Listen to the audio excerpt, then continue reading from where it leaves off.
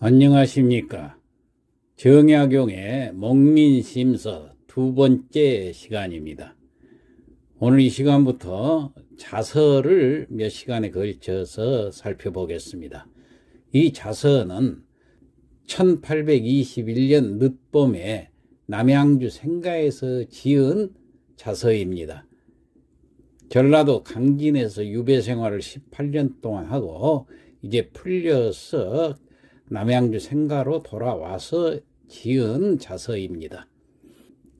목민심서의 본문으로 들어가기 전에 이 자서를 먼저 읽어보면 목민심서를 왜 짓게 되었는가 하는 것을 알 수가 있습니다. 자, 그러면 한 문장씩 살펴보겠습니다. 석순소요 자 십유 이모 가야 비지 목민하니. 석은 옛석자죠. 옛날에 수는 순임금을 얘기합니다. 소는 이을 소자입니다. 순임금이 누구를 이어서 임금이 됐냐면 연임금을 이었죠. 그래서 뒤에 연임금이 나옵니다. 소요 연임금을 이어서 옛날에 순임금이 연임금의 뒤를 이어서 자 십유 이모 가야. 자라는 것은 물을 자자입니다. 물어서 그 말이에요. 누구에게 물었느냐 목적어가 나오죠. 십유 이모 가야. 십유라는 것은 또자고 똑같습니다. 열에다가 또 이, 그 말은 12라는 얘기예요. 이 방법은 한문에서는 그냥 12를 쓰지 않습니다. 유자를 꼭 넣습니다. 그래서 10에다가 2를 더한다 이런 뜻이에요. 그래서 12가 되는 거예요. 목이라는 것은 그 지방을 다스리는 수장을 목이라고 그렇습니다. 이 7목자인데 백성들을 다스린다고 그래서 12목에 자가 있으니까 물어봐서 비지 목민하나니. 비는 시키다 그런 뜻이에요. 더할 비자지만은 뭘 시켰느냐 그들. 여기서 갈지자는 12목을 가리키는 지시대사입니다. 그러니까 12목에게 시켰어요. 뭘 시켰어요? 목민이라는 것은 7목자 백성민자. 백성을 친다는 것은 백성을 다스린다 그런 뜻입니다. 그래 다시 한번 해석을 해보면은 옛날에 순임금은 연임금의 뒤를 이어서 12목에게 물어서 그들로 하여금 목민하게 하였고 그들을 시켜서 목민을 하라 했다 그 말이에요. 여기서 12목이라는 말이 나왔는데 나라 전체를 12주로 나누어 가지고 제후들을 줬습니다. 즉 제후는 지방장관이 되지요. 각 주마다. 그래서 당시는 전국을 12주로 나누고 주마다 제후를 뒀다 그랬는데 바로 그 제후가 12목입니다. 이들로 하여금 정치를 하게 했다 그런 얘기예요. 문왕 입정할 때 내립 3호 가야 2위 목분이라. 문왕, 여기서 문왕은 주문왕을 얘기합니다. 주나라 문왕이 입정은 입은 설립자지만 임하다 그런 뜻이에요. 정사에 임할 때, 정치를 할 때 내립 3호 가야. 내는 이에 립 세웠다는 얘기예요.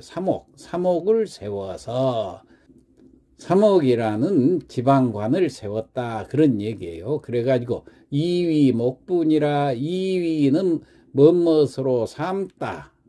무엇으로 삼았느냐? 목부로 삼았다. 원래 목부란 것은 목장에서 가축을 돌보며 키우는 사람을 목부라고 그래요. 그런데 이 백성들을 다스린다는 뜻이에요. 그래서 백성들을 다스리는 사람으로 삼았다. 삼옥이라는 사람은 백성들을 다스리는 사람이다. 이렇게 생각을 하면 되겠습니다. 다시 해석해보면 주문왕이 정치를 할 때 이에 삼옥을 세워서 목부로 삼았으며. 여기서 주문왕은 주나라 문왕인데 아주 훌륭한 왕으로서 정사를 할 때 그 직책에 적당한 사람을 골라서 썼다고 그랬어요. 그래서 백성을 다스리는데 사목도 책임을 다할 수 있는 사람을 썼어요.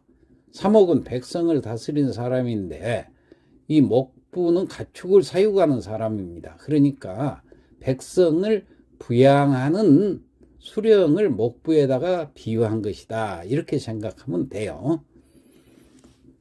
맹자지 평육에 이추목하여 유목민하니 맹자가 평육으로 가서, 여기서는 지자가 있으니까 갈지자는 가다 그런 뜻입니다. 맹자가 평육에 가서 이 가서 추목하는 것으로 그랬습니다. 여기서 추는 꼴추자입니다. 꼴이라는 것은 소나 말에게 먹이는 풀을 얘기하지요. 사료. 그래서 꼴을 베어가지고 소나 말에 먹이를 먹이는 것을 추목이라고 그런 겁니다. 그러니까 맹자는 그 평육으로 가서 추목을 하는 것 했다고 그랬는데, 여기서 평육이라는 것은 맹자가 제나라 사람 아닙니까? 그래서 맹자에 보면은 제나라 고을인 그 평육이라는데 그 읍제를 맡는 공거심이라는 사람이 있어요. 공거심이라는 사람한테 한 말이 그 공손초에 보면은 나와 있습니다. 추목은 가축을 사육한다는 뜻이다. 그런 말이 나와 있어요. 이 말을 여기다 인용을 한 겁니다. 다산 선생이. 그래서 맹자는 평육으로 가서, 그 다음에 유목민하니, 유는 깨우칠 유자인데 비유하다 그 말이에요. 목민한 것에 비유를 했다 그 말이에요. 그러니까 이 말은 전국시대에 태어난 성인인 맹자가 평육지방에서 추목하는 것을 목민하는 것과 비유를 했다는 얘기예요. 즉 양민하는 것을 목민이라고 그럽니다. 기를 양자 백성민자. 그러니까 옛 성현들이 전부 백성들을 기른다 이렇게 생각을 했어요. 그래서 맹자는 평육에 가서 가축 사육하는 것을 백성 다스리는 것에다가 비유를 했다. 이런 얘기입니다. 이 내용을 좀 더 자세히 설명을 해보자면은, 이 전국시대 어느 날 맹자가 평육이라는 지방에 간 적이 있어요. 그래서 평육은 제나라 이제 읍 이름인데, 지금은 산동성 동평현, 그러니까 태산이 있는 태산 서쪽 지역을 말합니다. 당시 이 읍의 읍제 이름이 공거심이라는 사람인데, 맹자는 이 평육의 대부에게 소속 병사가 하루에 3번 대오를 이탈한다면은 죽일 것인지 살릴 것인지 이러고 묻습니다. 그러자 그 대부 대답은 칼과 같습니다. 3번까지 기다리지 않겠습니다. 죽여버리겠습니다. 이렇게 대답을 들은 맹자는 대부에게 이렇게 얘기를 합니다. 그렇다면 당신이 대오를 이탈한 경우도 많습니다. 그러니까 그 대부가 깜짝 놀래고 나는 그런 적이 없습니다. 그러니까 얘기를 들어보세요. 흉년으로 기근이 든 해에 노약자들은 굶어 죽은 시신이 구렁에 뒹굴고 건장한 사람들은 흩어져서 사방으로 떠나는 것이 몇천 명이나 되었습니까? 그러면서 맹자는 대부에게 위정자들이 백성을 보호하지 못하는 것을 병사가 대오를 이탈하는 것과 같다고 역설을 합니다. 병사가 자신의 직분에 맞게 행동하여야 하듯이 위정자도 백성의 보호라는 그 직분을 준행하여야 하기 때문입니다. 그걸 준행 못한 것은 그건 마찬가지로 대오에서 이탈한 것하고 똑같습니다. 그렇다면 당신도 죽어야 되는 거 아닙니까? 이렇게 비판을 했던 거예요. 그 내용이 바로 이 추목이라는 거예요. 그러니까 당신도 백성들을 잘 먹여라. 굶어 죽지 않게 해라. 그런 얘기입니다.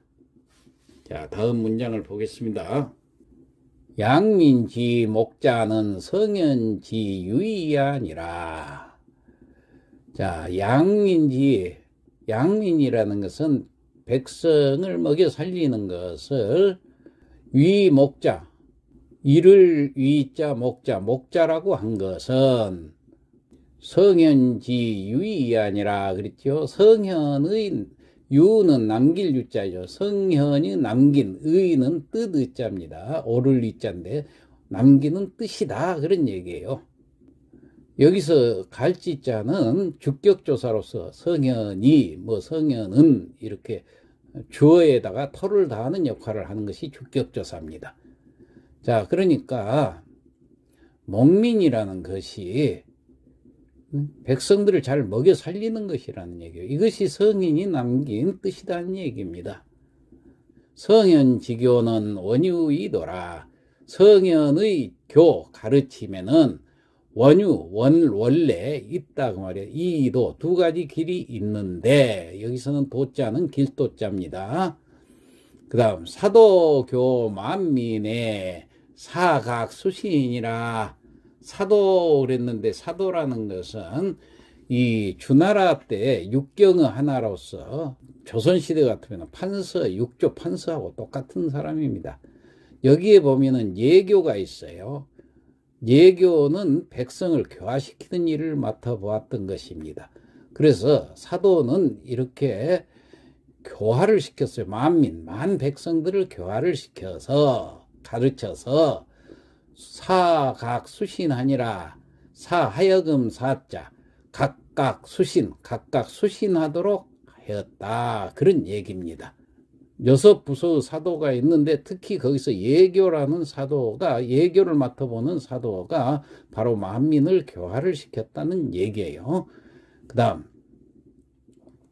대학교 국자는 사각수신이 치민하고. 대학은 그 당시에는 태학이라고 했습니다. 그 태자, 그러니까 태학이나 대학이나 마찬가지 뜻입니다.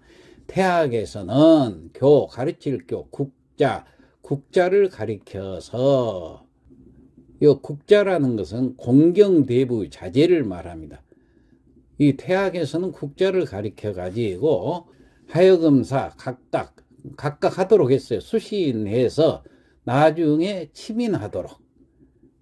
이 사람들이 나중에 다 수신한 다음에 치민을 할 수 있도록 태학에서 가르쳤다는 얘기예요.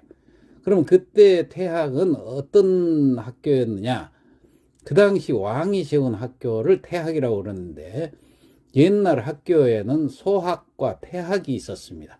소학에서는 쇠소라든가 응대라든가 진태라든가 이런 절차를 가리킨데, 태학에서는 수기라든가 몸을 닦는 것, 치인, 사람을 다스리는 일, 이런 도를 가르치는 최고의 학부였다 그랬습니다. 그러니까 태학이라는 데서 국자들을, 다시 말해서 공경대부 자제들을 양성을 해가지고 수신을 가르치고 치민을 할 수 있도록 가르쳤다. 치민자 목민이 아니라 치민하는 것, 다시 말해서 백성을 다스리는 것이 바로 목민이 아니라 백성을 먹여 살리는 것이다, 그런 얘기예요. 연적 군자지학은 수신 위반이요 기반목민이 아니라. 연적 그런즉 군자지학, 군자의 학은 수신 위반이요, 수신, 자기 자신을 닦는 것을 수신이라고 그러지요. 자기 자신의 덕을 닦는 것이 그 반이 되고, 그 반은 목민이라 백성들을 다스리는 것이다. 그래서 이 태학에서는 바로 반은 수신, 반은 목민을 가르쳐서 관리로서 등용을 시켰다, 그런 얘기예요. 오늘은 여기까지만 하고 지금까지 했던 내용을 성독을 하고 마치도록 하겠습니다. 목민심서 자서라. 석순소요 자십유 이목하야 비지목민하니. 옛날에 순임금은 요임금의 뒤를 이어 12목에 물어서 그들로 하여금 목민하게 하였고, 문왕 입정할 때 내립 사목하여 이위 목부니라. 주문왕이 정치를 할 때 이에 사목을 세워 목부로 삼았으며, 맹자지 평육에 이 추목하야 유목민하니. 맹자는 평육으로 가서 추목하는 것으로 목민함에 비유하였으니 양민지위 목자는 성현지유이 아니라. 이로 미루어 보면 양민함을 목이라 한 것은 성현이 남긴 뜻이다. 성현지교는 원유이도라. 성현이 가르치면 원래 두 가지 길이 있는데 사도교 만민의 사각수신하야 하나는 사도가 만백성을 가르쳐 각기 수신하도록 하고 대학교 국자하야 사각수신이 치민하니 또 하나는 태학에서 국자를 가르쳐 각각 수신하고 치민하도록 하는 것이니 치민자 목민야라. 치민하는 것이 바로 목민인 것이다. 연즉 군자지약하야 수신 위반이요 기반목민이 아니라. 그런즉 군자의 학은 수신이 그 반이요 반은 목민인 것이다. 이상 마치겠습니다.